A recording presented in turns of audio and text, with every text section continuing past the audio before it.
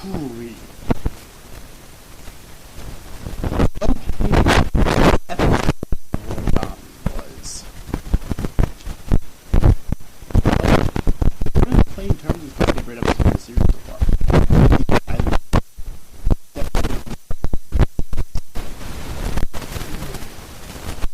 It was basically Yukine's episode. It dealt mainly with Yukine's emotional trauma as well as his character development. And when I say character development, I mean he didn't really develop too much in this episode, but it does seem like he's trying to lean towards character development, which I'm definitely a huge fan of course, because I love character development. Anyone who loves good story writing. And it was done so well with his character. He's actually my favorite character now in this series, alright? He really is. So anyways, let's get to it. After Yato teaches Yukine how to make a borderline, Gali moving to a purple causes like this blue flame or something to make a line which prevents him from going past it.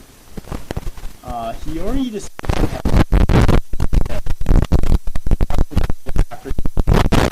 after some reluctance, Yato agrees to let Yukine stay with Yuri. Yato ends up sneaking himself in too, keeping Yukine in check before he gets any ideas about Hiyori. Because throughout this episode, and it's actually really funny, Yukine does keep blushing and having perverted thoughts, which he keeps denying, and Hiyori doesn't really think anything of it. Alright, the next day, and she actually denies it as well. Next day, Yukine runs away after Hiyori stops him from stealing a skateboard because he thinks that she's mad at him. With Yato later explaining to her that any impure thoughts Yukine has results in pain for himself. And this is a little bit more explanation into the relationship that Regalia and their gods, the masters basically, have with each other. They're basically connected in mind, body, and soul, which means any like it just explained, any impure thoughts that a Regalia has, their master has the pain for. And this because Regalia, as we've already learned, were once humans, and of course humans sin. Basically the results of that, and that humans create the rules of what's right, wrong, and justice, and unjust, and whatnot. And gods, because they're, gods don't have to obey anything, basically. Alright. While running away, Yukine encounters a little girl and also when Yukine's in her house,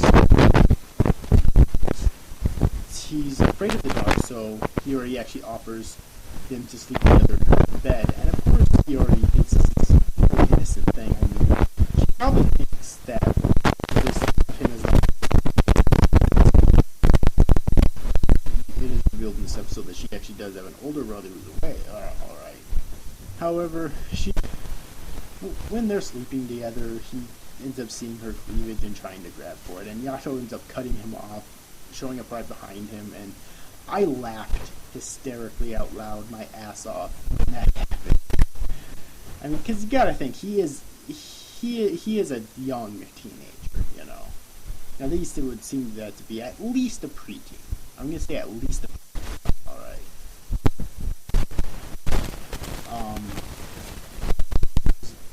So, while he's running away, he encounters a little girl who he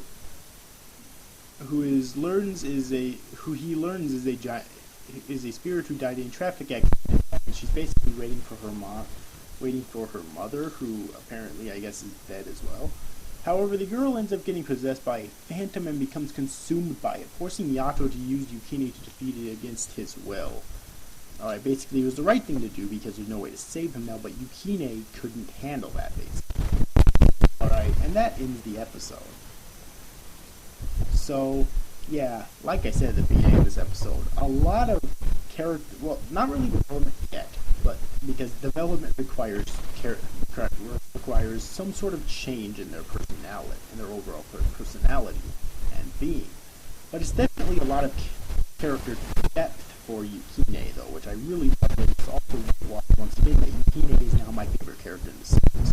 Of course, that could change at any moment, but as it stands, he's definitely my favorite character in the series. I just really love the kid. I mean, like I said, he's a really lost family or lost spirit or whatever. And yeah, I mean, a lot of the characters think what he's doing is cruel, and it can definitely be perceived as that. But he is a god after all, and has to do what's right. That's why I kind of justify his actions, but I do be a bit more understanding to Kine, considering that he's just a kid.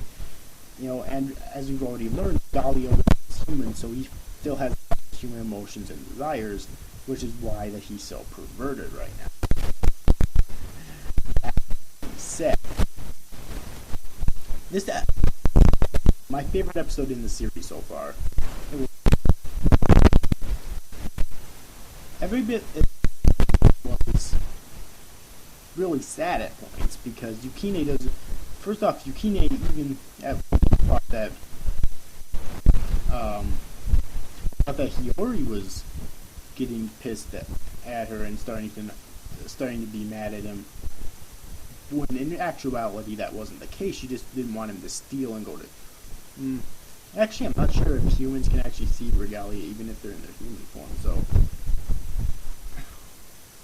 not exactly sure if he would get caught and go to jail or not, but still, she does have a strong sense of right and wrong in that regard. Then, and also, obviously, it'd be kind of weird for them to see like a skateboard floating around and whatnot, you know. So, favorite episode of the series so far, by far.